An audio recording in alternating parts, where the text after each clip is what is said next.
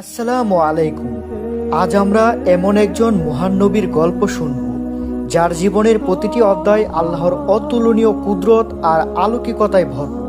তিনি হলেন হযরত ঈসা আলাইহিস সালাম।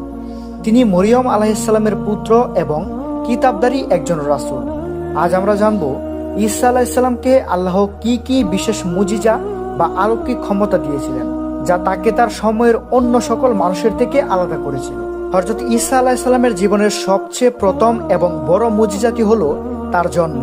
আল্লাহ তাকে কোনো বাবা ছাড়াই শুধুমাত্র মা মারিয়াম আলাইহিস সালামের গর্ভে সৃষ্টি করেন। এটি মানবজাতির জন্য আল্লাহর এক বিশাল নিদর্শন। কুরআনে আল্লাহ বলেছেন, তিনি আদম আলাইহিস সালামকে যেমন মাটি থেকে সৃষ্টি করে হউ বলতেই সৃষ্টি করে ফেললেন, তেমনি ঈসা আলাইহিস সালামকে শুধু মায়ের মাধ্যমেই সৃষ্টি করলেন। যখন মারিয়াম আলাইহিস সালাম সদ্য ভূমিষ্ঠ শিশু ঈসাকে নিয়ে তার জাতির কাছে ফিরলেন, তখন তারা অপবাদ দিতে শুরু করলো। কিন্তু এখানেই ঘটল দ্বিতীয় মুজিজা। শিশু ঈসা আলাইহিস সালাম তখন কি করলেন জানেন? তখন তিনি তার দুলনায় শুয়ে থেকেই বলে উঠলেন, তিনি ঘোষণা করলেন, নিশ্চয় আমি আল্লাহর বান্দা। তিনি আমাকে কিতাব দিয়েছেন এবং আমাকে নবী করেছেন। এই ঘটনা তার মা মারিয়াম আলাইহিস সালামের পবিত্রতার সবচেয়ে বড় প্রমাণ। তৃতীয় মুজিজা, যখন নবুয়ত লাভের পর হযরত ঈসা আলাইহিস সালামকে এমন কিছু ক্ষমতা আল্লাহ তাআলা দিয়েছিলেন যা দেখে মানুষ আল্লাহর একাত্মবাদের দিকে ফিরে আসতে বাধ্য হয়েছিল।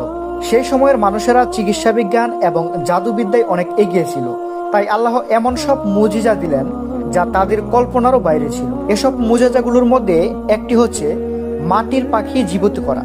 ঈসা আলাইহিস সালাম আল্লাহর হুকুমে মাটি দিয়ে পাখির আকৃতি বানাতেন, এরপর তাতে ফু দিলেই তা আল্লাহর নামে জীবন্ত পাখি হয়ে উড়িয়ে যেত। চিন্তা করুন, আপনার হাতে তৈরি মাটি মুহূর্তেই সত্যি সত্যি মানুষের রূপ নিচ্ছে। এমনটা হলে কেমন হয়? এবং দ্বিতীয় নাম্বার যে ক্ষমতাটি আল্লাহ তাআলা তাকে দিয়েছিল সেটি হচ্ছে, তার সবচেয়ে বড় মুজিজা ছিল আল্লাহর হুকুমে মৃত মানুষকে জীবিত করে দেওয়া।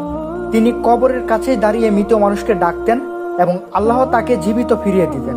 এর চেয়ে বড় প্রমাণ আর কি হতে পারে যে তিনি আল্লাহর সত্য নবী ছিলেন।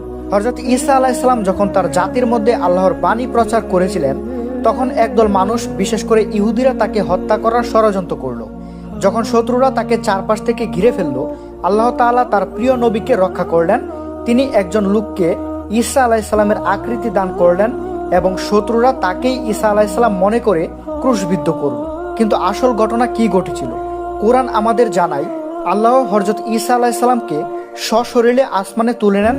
তিনি মৃত্যুবরণ করেননি, বরং আল্লাহর কাছে সুরক্ষিত আছেন এবং কিয়ামতের আগে তিনি আবার এই পৃথিবীতে ফিরে আসবেন। হযরত ঈসা আলাইহিস সালামের প্রতিটি ঘটনা আমাদের চোখে আঙ্গুল দিয়ে শিখিয়ে দেয় যে আল্লাহ সবকিছু করতে সক্ষম।